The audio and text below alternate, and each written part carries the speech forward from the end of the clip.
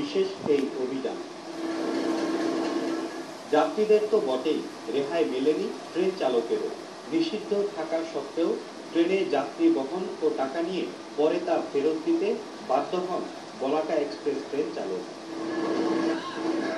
তবে মাইটিভির ক্যামেরায় বেমালুম টাকা নেওয়ার কথা অস্বীকার করেন চালক। পরিচ্ছন্ন সেবা আর যাত্রী হয়রানি বন্ধে বিশেষ এই অভিযানের কথা জানালেন দায়িত্বে থাকা পূর্বাঞ্চল রেলওয়ের সিসিএম সরদার শাহাদাত আলী। আসলে ব্লক চেকিং এর আর্নিংটা আমরা কখনো বিবেচনা দিই না। আমাদের মূল বিষয় হচ্ছে যে বিনা টিকিটে যাত্রী যে ভ্রমণ এই প্রবণতা রোধ করে এটার জন্য আমরা ব্লক চেক করতে চাই। আর ব্লক চেক করতে গিয়ে রেলওয়ের প্রচলিত বিধিবিধান অনুসারে আমরা ভাড়া জরিমানা আদায় করতে চাই। যাত্রীরাও স্বাগত জানালেন এই কার্যক্রমকে। ব্লক চেকের কারণে মানুষ টিকিট কাটতে বাধ্য হবে, যাতায়াত করে রেলের যেরকম আয় বৃদ্ধি হবে সেবার মানটাও বাড়বে।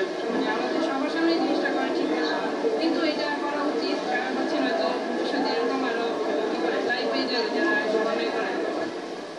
রেল চলুক আপন গতিতে, ধরে রাখুক সেবার মান, আর যাত্রীদের মাঝে ফিরে আসুক টিকিট কাটার প্রবণতা, এই প্রত্যাশা সবার। হাসান জাকির, মাইটিভি, ঢাকা। মনুষ্যত্ব রক্ষা করতে